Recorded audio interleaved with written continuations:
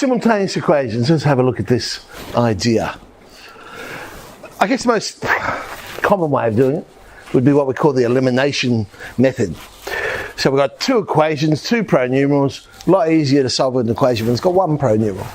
So we want to eliminate a variable. And then once we've eliminated the variable, we can solve for the other one. And then substitute back in to find the one that we've eliminated. So that's the basic idea. So we start with something like this. Anytime you've got the same number of pronumerals as you do equations, assuming one of the equations is not just a straight multiple of the other, then it should be possible to find the value of the solution that matches both. We want to make the coefficient of x or the coefficient of y, it doesn't really matter, the same. Wonder which one I picked. Okay, so I'm going to multiply the first one by 2 and the second one by 3. So I'm going to make the y's the same. So we have 4x plus 6y is 42, 15x plus 6y equals 9. Once they've got the same coefficient, very easy to eliminate. We either add or subtract, depending on whether the signs are the same or the signs are different. In this case, we'll subtract. And we get 11x is negative 33, so x is negative 3. We now know what x is. We've got a choice of 4 equations we can substitute back into to work out what y is. Now, a lot of the times you just do that in your head, but let's sub in, and we go, y is 9. So therefore my answer is x equals negative 3, y equals 9. Notice I did not write it down as coordinates minus 3, 9. Okay? Because this question does not say find the point of intersection of these two lines. It just happens to be that the pronumerals are x and y.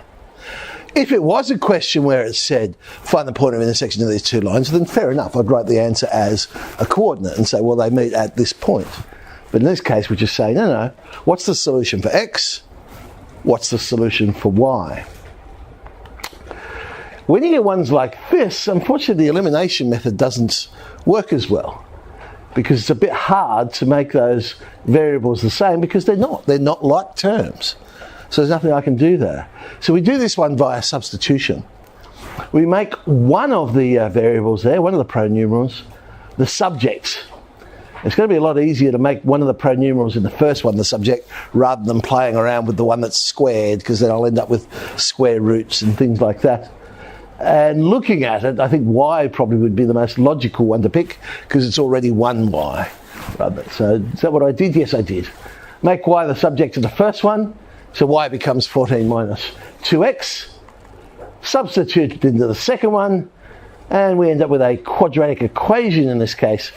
Oh, geez, it would be nice if 3 went into all of those, but unfortunately 3 does not go into 205, does it? How do I tell, by the way, 3 goes into 205? You add up the numbers and a multiple of 3. Correct. You add up the digits in the number. If it's a multiple of 3, then 3 will go into the number. And unfortunately, 3 does not go into 7.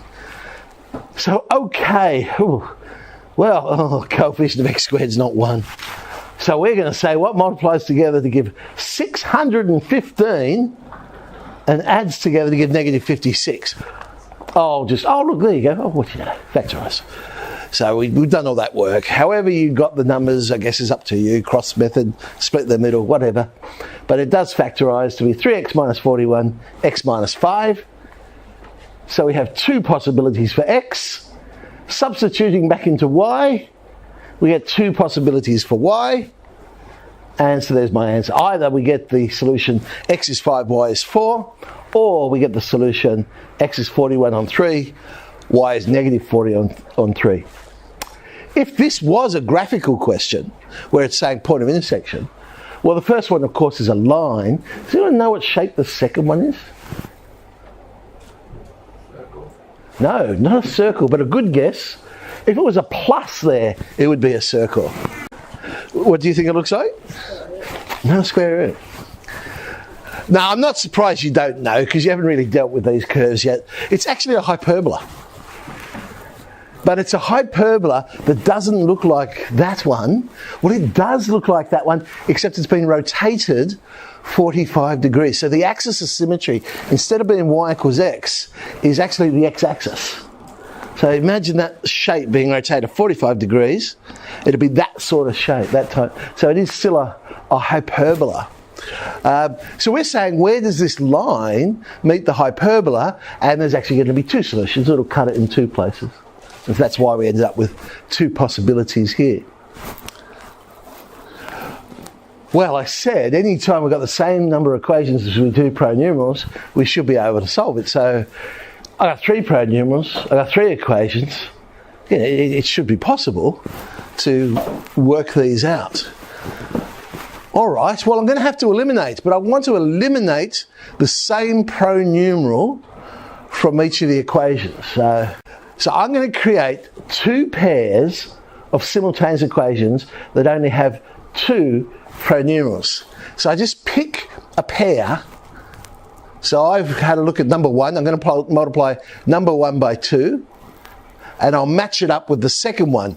And so the x's are the same. So I'm going to eliminate the x's.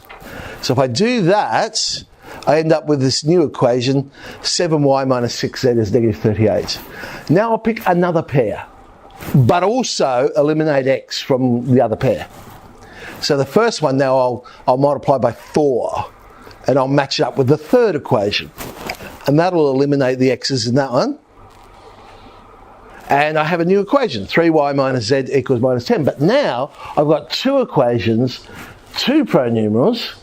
That's like a standard simultaneous equation. So all right, I'm going to solve these ones. I'll make, the second one there, I've multiplied everything by 6. So now I can eliminate the z's, and I'm left with 11y is negative 22. Y is negative 2. So I've got the answer for y. So now I should be able to work backwards and get them all. I've got two equations I can use to find z. And then once I've got y and z, I've got three equations up there I can use to find x. So all right, let's find z. Z turns out to be 4. So now I'll sub those two values and I get x plus 2 lots of negative 2, etc. X is 3. So my final solution is x equals 3, y equals negative 2, z equals 4. Okay. Now I don't know that, I'm thinking in the exercise, I don't know that there's any questions like that there, but I've just showed to illustrate that, hey, it is possible. As long as you've got the same number of equations you've got pronumerals, it should be possible to find all of the pronumerals. Just out of interest, if we go back to a graphical thing, what would this mean, what we've just done?